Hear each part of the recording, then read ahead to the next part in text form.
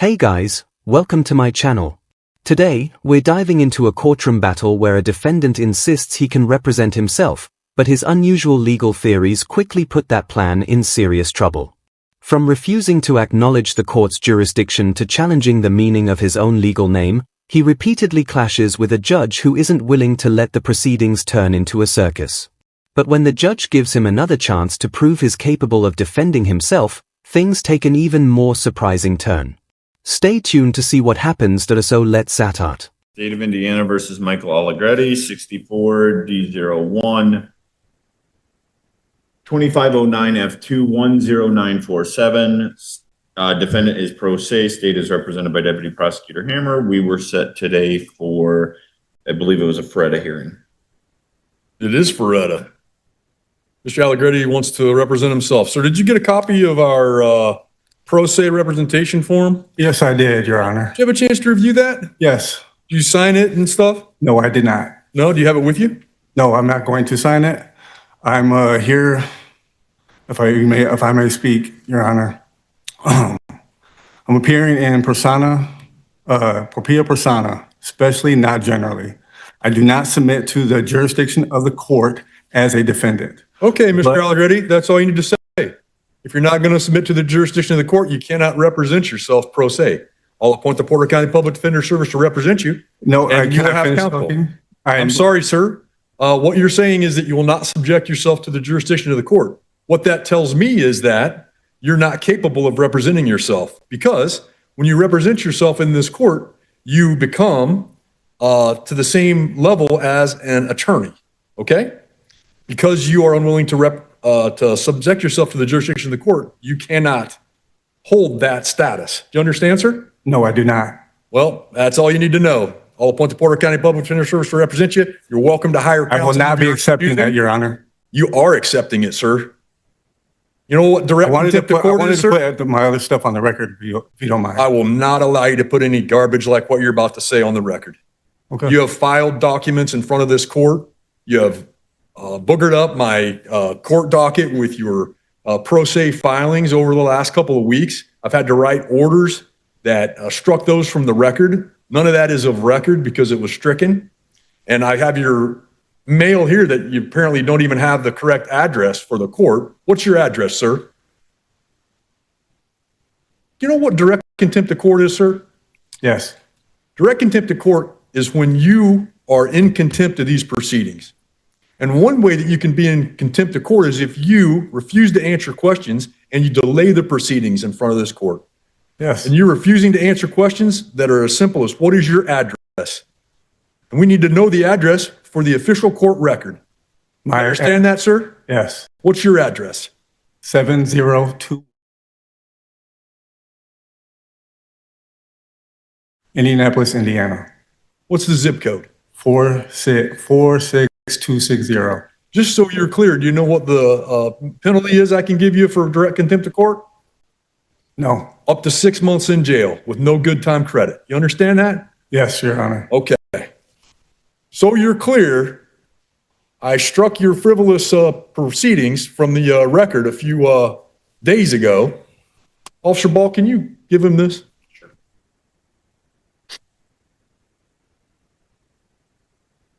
In that, I wanted to make sure that you were explicitly warned that, well, firstly, I'll consider this conduct during the FREDA hearing as evidence of an inability or unwillingness to abide by the rules of procedure, which may result in the denial of your request to represent yourself, which I have already done. Okay, so I denied your request to represent yourself. I've appointed counsel for you. I do not understand those. What'd you say? I don't understand this proceeding, and I don't understand the charges. I'll get back to that in a minute.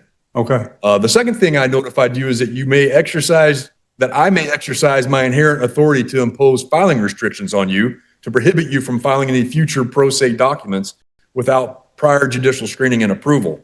I've taken care of that because I've appointed counsel for you. And you're not allowed to do what's called hybrid representation. You're not allowed to also file things at the same time you're a lawyer's filing things, because they're responsible for anything that would come to this court. Do you understand? So any motion I do that not they would understand. file. What did you not understand? The words I used or what they mean? Everything. What's your level of education, sir? I have some college. Okay, so you graduated from high school? No, I did not have a GED. You have a GED? So you graduated from high school? You have a equivalency Yes. of a high school graduation? Yes. Okay. So what I said was that you're not allowed to do hybrid representation. Do you know what hybrid means? Nope. Hybrid means that there are two ways, right? Hybrid would give the understanding that you're also representing yourself pro se at the same time you have a lawyer. I do Understand not what have a that means? lawyer, though. I just appointed a lawyer for you. But I don't want it. You have it because I denied your right to I can't represent afford yourself. one, and I don't want a court-appointed attorney that's represented under the Bar Association. Sir, the first words you told me was that you don't plan to submit yourself to the jurisdiction of the court. As a result, I wasn't able to finish. I said as a defendant.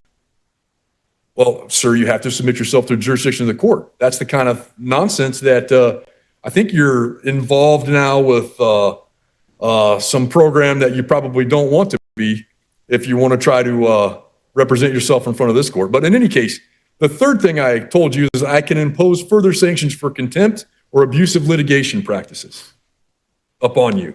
You understand what that means? No, I do not. I can hold you in contempt of court for delaying these proceedings, and I can sanction you for abusive litigation.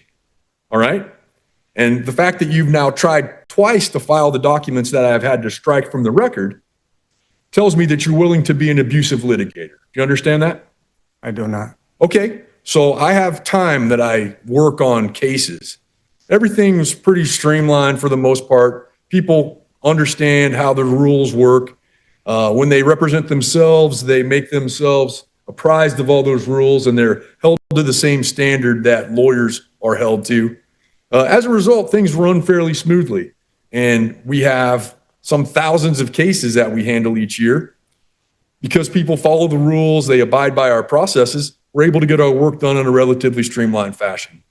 What you're suggesting to me is that I shouldn't do that.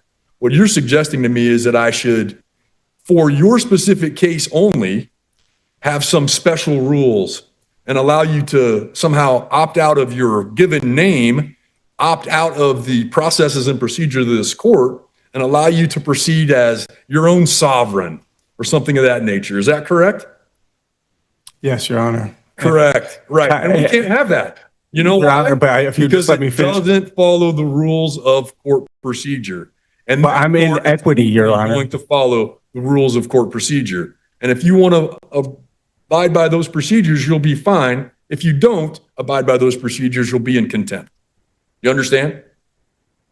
I still don't understand the proceedings and the charges of this matter. Back on November 3rd, 2025. And at that hearing, I went through all the charges with you. And I made sure at that hearing that you understood all three charges that were filed against you. And you acknowledged each and every time I went through a charge that you understood both the charge that's alleged against you and the potential penalty for that charge. Do you not recall that hearing, sir? I recall the hearing, but I still don't understand the charges of the natures or the proceeding. Okay, sir. I just want to put that on the record.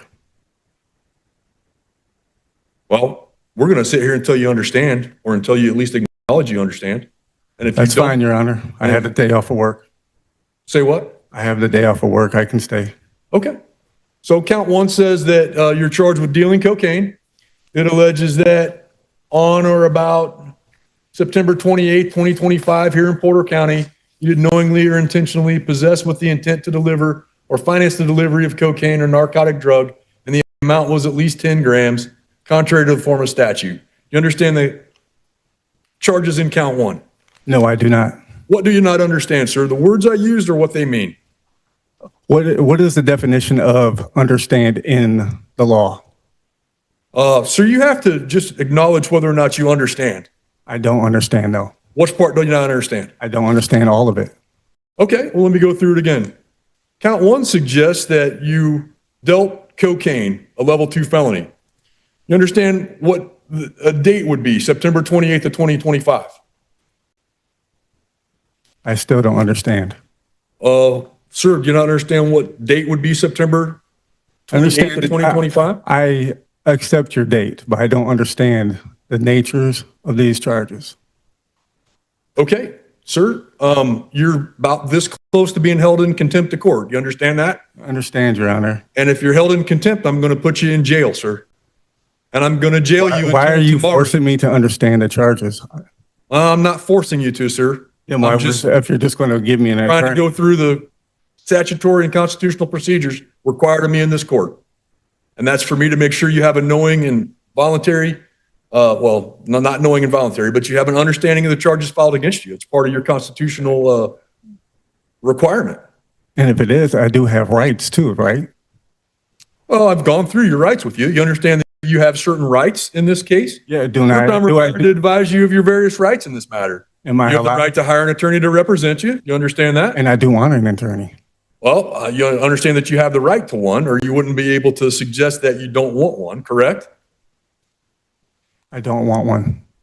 So you I don't understand want- you I have the don't- right to one, correct? Correct. Okay. And you understand that if you can't afford one, the court will appoint one for you, correct? If that's what you say. Oh, no, sir. You either understand or you don't. You understand? I understand that you want to give me a court-appointed attorney. No. I already appointed a court-appointed attorney for you because you can't get through the Feretta hearing. You understand why you can't get through the Feretta hearing? No, I do not. What were the first words out of your mouth when you read off your card earlier? I said I'm in propria persona, And then? especially and not generally. I do not submit to the court's jurisdiction of the court as a defendant. And that's all I need to hear, sir. That's all I need to hear. Because if you're not willing to submit yourself to the jurisdiction of the court, you cannot represent yourself in front of this proceeding. Do you understand that, sir? You know what jurisdiction is? Yes. Tell me about it. You think that you have jurisdiction over my body, and I'm a living human What does it being. mean, sir?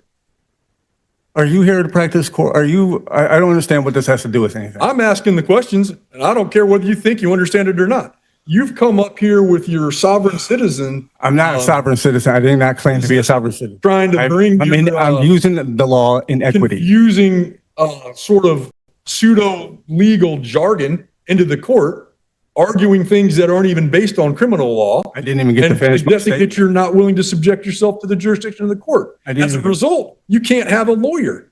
I'm sorry, you can't represent yourself. You have to have a lawyer, somebody who understands how the court proceedings work and is an officer of the court already. You understand that? No, I do not. Which part don't you understand, sir? Everything. I can't even state my statement. I want to just put my statement on record. What's your statement? Why is that so hard to? Because the first part of your statement, this is a Feretta hearing. I'm here for a Feretta hearing. I've already denied your Feretta rights based on the very first words that came out of your mouth, which was that you're not willing to subject yourself to the jurisdiction of the court. If you're not willing to subject yourself to the jurisdiction of the court, you're not capable of representing yourself, and you must have counsel. I said as a defendant, Your Honor. Sir, I don't care how you try to qualify it. All right, sir, do you understand the allegations in count one No, I do not. related to the possession of cocaine? No, I do not. Okay. I'm going to give you another chance to explain to me what do you not understand. I don't understand the charges. I don't stand under the charges. If that's what we're talking about, I do not stand under these charges. I'm willing to hold you in contempt and we can handle this again tomorrow, okay? So what I will do, Mr. Allegretti, is find that you've unduly delayed these proceedings. All I want to Find you in direct contempt of court for your continuous delay of the proceedings. I'll sentence you to a day in the Porter County Jail for your Honor, I contempt. have a job. Please take Mr. Allegretti into custody.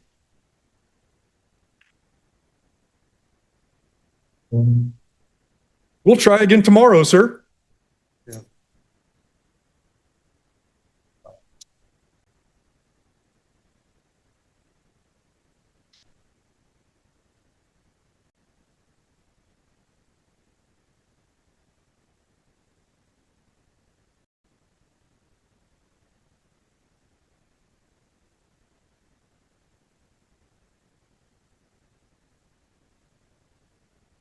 We'll be adjourned in F2-10947, and I'll open a new case on the contempt proceeding as required by rule.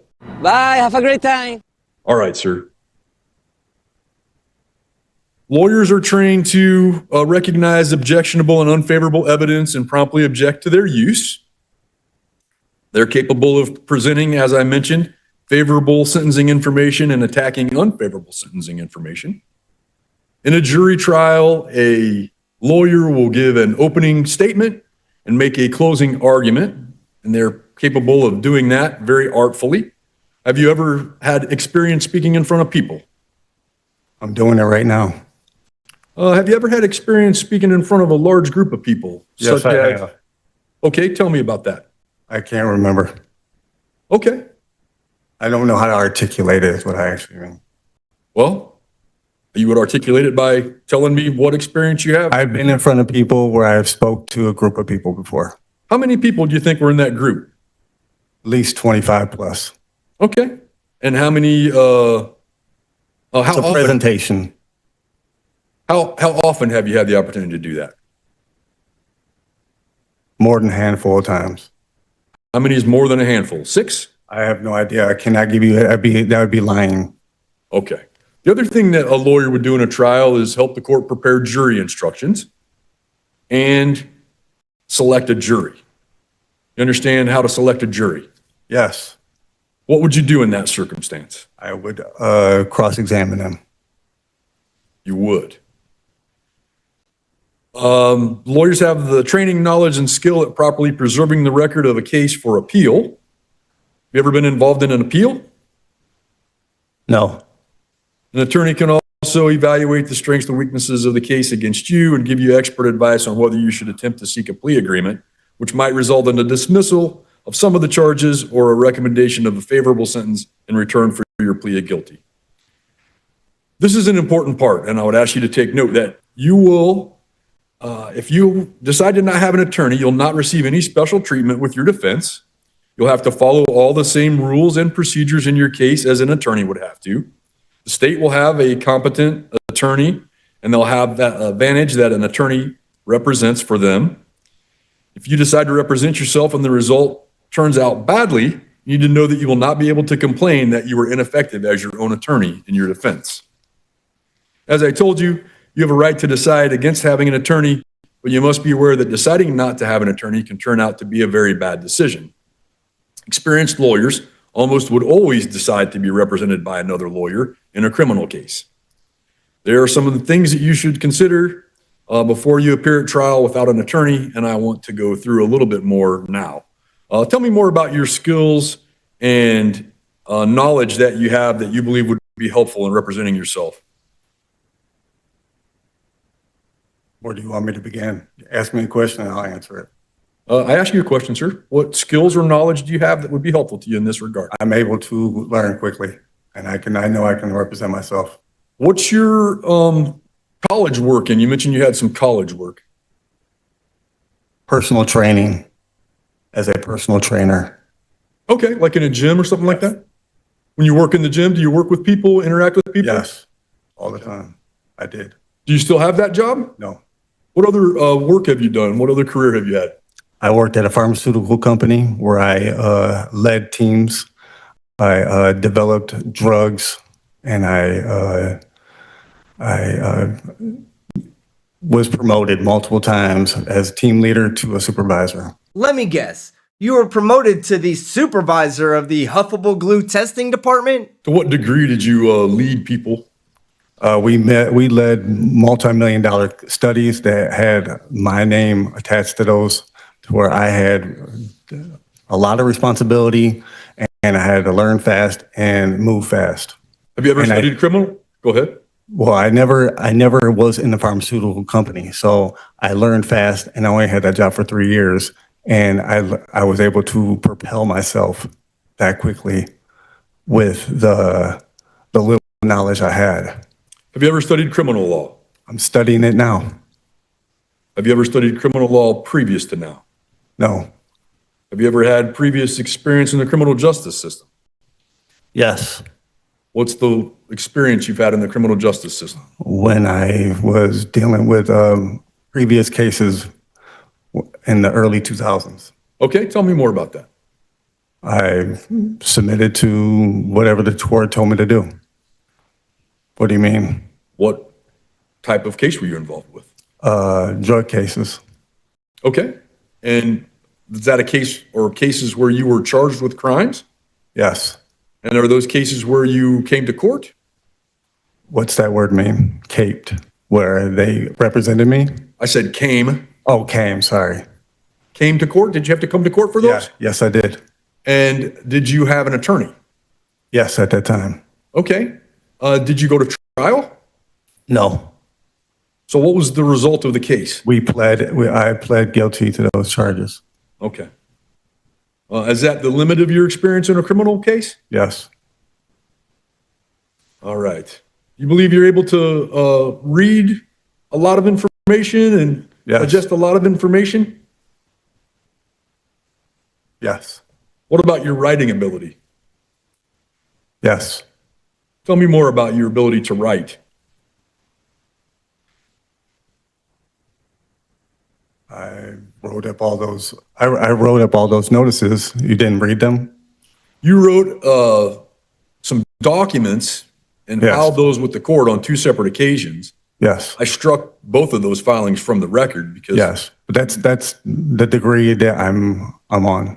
Okay, so how did you compose those? I wrote them. And what did you use as reference?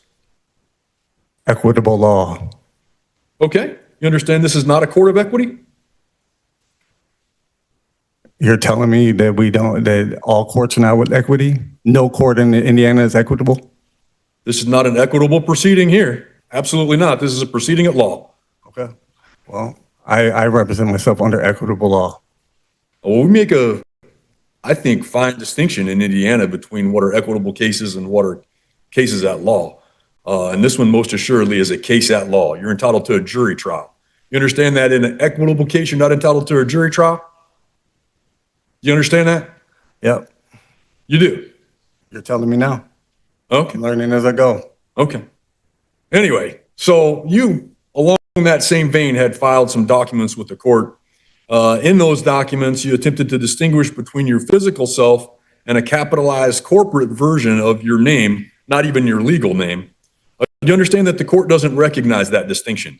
No, I do not. Okay. You understand that if you represent yourself, you'll be proceeding as the single legal entity named in the charging information, specifically Michael Corleone Allegretti. That's not my name. You understand that the court won't entertain any arguments to the contrary. If that's what you're telling me. Okay. Is that a yes or a no? I understand that. No. What I asked was whether or not you are aware that the court will not entertain arguments to the contrary. Your name is Michael Corleone Allegretti. That is your legal name. That's not my legal name. I changed it. Do you have documentation that you Yes, changed I your do. name? Please don't cut me Oh, off. sorry. Where did you get that documentation? In Michigan. In the state of Michigan? Yes. And you have a court order that changes your legal name? Yes, I do. Where's that documentation? In my files. I had it in my possession yesterday. Okay. Well, in this order today, will order you to provide the change of name I will. order from the state of Michigan to the court I have no problem. within, say, 10 days. I can do it today. And then, well, I'm going to give you 10 days. Okay, thank you. And then have you not changed your driver's license? Not yet. I'm still in the process of doing everything. When did you have the hearing that resulted in the name change? I put it on my documents when I gave you the notice of intent. I put it on my documents then. Do you still have the copies? How recently was it? I don't remember the exact date. Did you have to go to court in Michigan for it? Yes. You don't remember when it was? I don't know the exact date, no. Were these charges I gave you all the documents, sir. were these charges already filed at that time? Yes. You also, in those filings, suggested you're making a special appearance or that you do not consent to this court's jurisdiction. You understand that in a criminal proceeding, your personal consent to the court's jurisdiction is not legally required. Say it again. Do you understand that in a criminal proceeding in Indiana, your personal consent to the court's jurisdiction is not legally required? No, I don't understand that. Okay. Do you understand that the state of Indiana has jurisdiction over the charges filed against you, and this case will move forward regardless of whether you agree with that jurisdiction? I don't understand that either. Okay. You seem to be clever enough to understand these things. I asked you earlier whether or not you're suffering from a mental health condition. I predict that at a certain point, if you continue to suggest you don't understand simple terms, that your attorney will suggest to me that I need to have you evaluated for competency. Do you understand that that's a possibility here? Nobody's speaking for me. He's not my legal representation. Oh, he is. Do you believe that you are incompetent and incapable of proceeding on because of a mental incapacity? No. Do you believe you understand the players in the courtroom? What players? Do you believe you know what I do as the judge? I believe you're an actor. The other thing that you put in the record, you attempted to apply concepts like suretyship, subrogation, demands for accounting, and different things like that in these criminal charges. And as recently as a few minutes ago, insisted that you're dealing with an equitable case here. You understand that the Uniform Commercial Code, civil contract law, and commercial equity have absolutely no application in this criminal prosecution? I'm just here to settle the matter and put my stuff on record that you already struck. How come we're going over it if you already struck it? Sir, it's an important part of the Ferretta determination. I can't allow you to represent yourself if you can't answer affirmatively to these questions. And you've already not answered affirmatively to 2 out of the 4 that I have here that I want to make sure that we go through. You understand that? No. Okay. Well, what I said was, and I just want to make sure our record's clear, the UCC, civil contract law, commercial equity have no application in this criminal prosecution. And you understand that the only rules that apply here are the Indiana Rules of Criminal Procedure, the Indiana Trial Rules as they're brought into those criminal procedure rules, Indiana Rules of Evidence, and substantive criminal laws of the state, along with various other administrative rules that we have to abide by, including our jury rules. You understand those are the only rules that apply in this case? I understand now. You do understand? I understand what you just said. Okay. And then I want to make sure you're clear. The United States Supreme Court has made it clear that the right of self-representation is not a license to abuse the dignity of the courtroom, nor is it a license to ignore the actual rules of procedure. Do you recognize that? Yes. You understand that if you are allowed to represent yourself, you'll be held, as I mentioned, to the exact same standards as a lawyer, as a licensed attorney. Am I ready to talk? I'm sorry. I'm just waiting on your response. Oh, yeah. Yes. And you understand that I will not permit you to waste the court's time or the jury's time by raising the theories that you've raised thus far, commercial law defenses, or challenging, say, the capitalization of your name, for example. Do you want me to answer? It was a question. You Yes. understand that? Yeah. And you understand that if you attempt to use your self-representation to file frivolous documents, disrupt proceedings, or refuse to follow rulings on issues, I'll find that you've forfeited your right to represent yourself and will appoint counsel to take over your defense. Are you going to give me examples of frivolous? Because I won't know until I file them.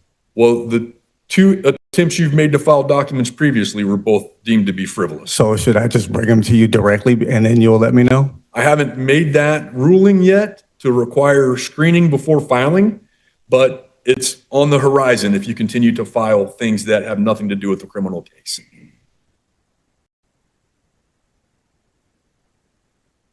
Okay. So because you answered no to the first couple questions, you really aren't capable of representing yourself. And I do think that my ruling yesterday was correct. It seems that you're unable or unwilling to abide by the rules of procedure and substantive law, and I don't think that you can make a valid waiver of counsel. The court had spent some time yesterday afternoon reviewing a case, Hotep L v. State of Indiana, and I think that's an adequate Ferretta inquiry. Again, I think I must deny your request to proceed pro se. The court does not, well, I'll phrase it the opposite way. The court specifically finds the defendant's request is not a genuine attempt to present a legal defense, but a calculated strategy to obstruct and subvert these proceedings. Defendants utilizing the rhetoric of what is commonly referred to as the sovereign citizen movement including raising nonsensical challenges to subject matter jurisdiction, attempting to apply commercial law to a criminal prosecution. The right of self-representation is not a license to abuse the dignity of the courtroom or ignore relevant rules of procedure and substantive law. Based upon the filings that were previously stricken and the statements in open court today, court finds that the defendant's unwilling to comply with the rules of procedure and intends to use self-representation solely for the deliberate disruption of the proceedings. So I will deny the request to proceed pro se. I will maintain the appointment of counsel of Mr. Patton. And I think that will do it. We need to get some hearings. We need to get a hearing on the calendar. I want to object to your ruling on the record. So noted. Did you want to add anything to your objection? I know I can represent myself.